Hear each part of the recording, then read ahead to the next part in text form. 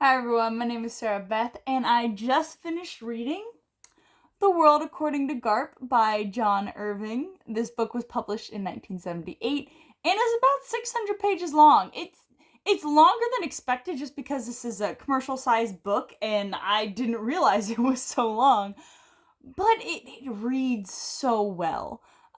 Like even if you look at the text here, it's a little close together. It's not, I would say, spaced out novel, but it reads really quickly. I never felt like I had to push myself to read this book.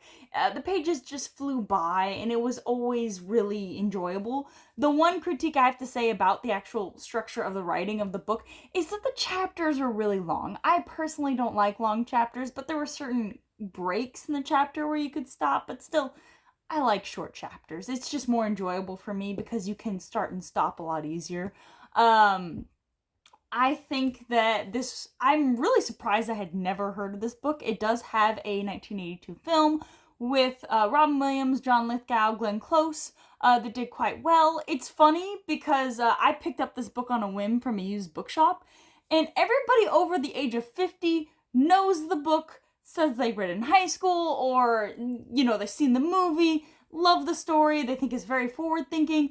Anyone under that age has no idea this exists, which once again surprises me because Robin Williams film, but even I didn't know about it. So there's that.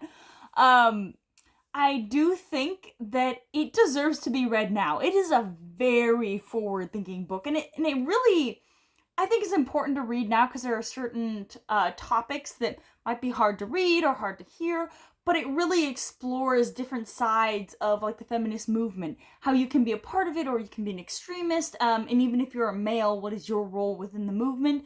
And just seeing that sensitivity altogether, especially when you see what kind of things that the plights of the women in this movement go through. So basic premise, it's not a very complicated novel plot-wise. It's basically just a story of a man who is born under interesting circumstances. His mother becomes a feminist icon because she was the epitome of she's a woman who don't need no man. As in, she literally only had sex.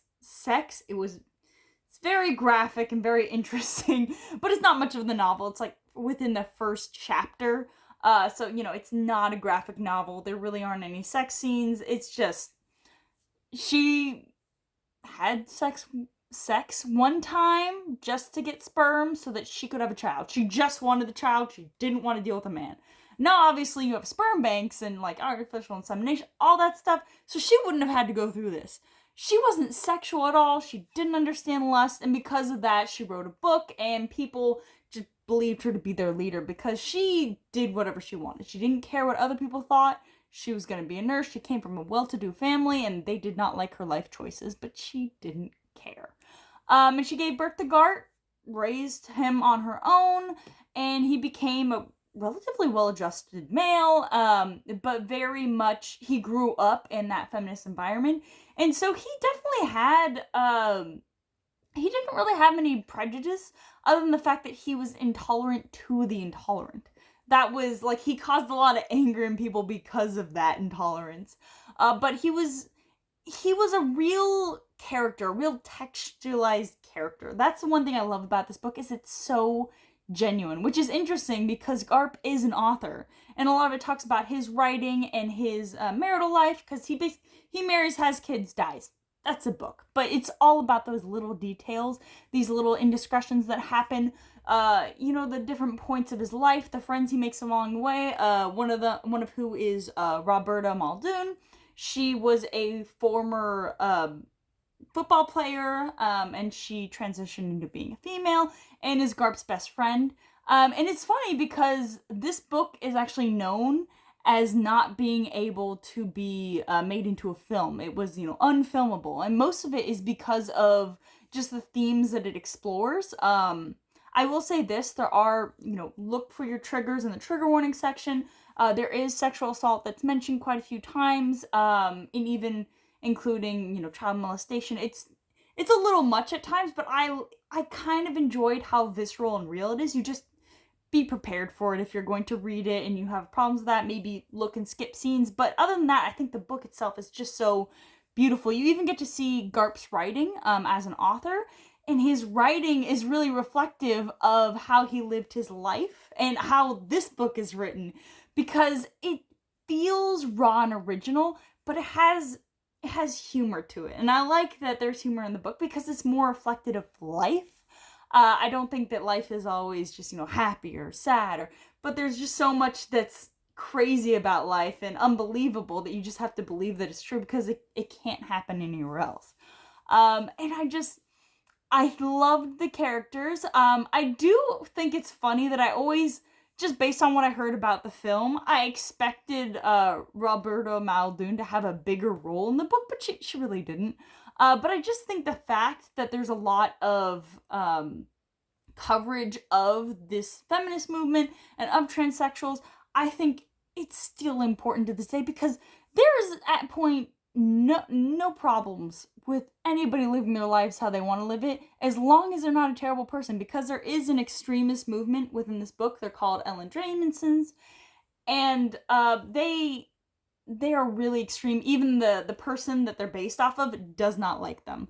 She was assaulted as a child, and they had her tongue cut out so she couldn't speak about it. But and so the movement mirrored her and had their tongue come out, and she's just angry at them for doing that. She's like, I wish I could talk, and you maimed yourself. So they're just not a very likable group, but they grow to be quite violent, which is believable when you consider the fact that they cut out their own tongues just of their free will.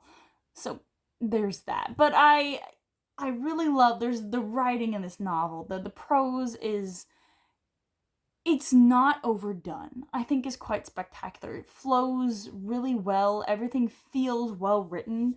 And I felt really entrenched in the story. I just had very visceral images of what was going on at all times. I could see everything happen, and I was invested in this world. I wanted to know. And so it didn't actually feel its length. It's 600 pages, but it doesn't feel that long, other than the fact that the chapters are very long. That's my one qualm. But I'm gonna highly recommend this. I think that this is the epitome of books.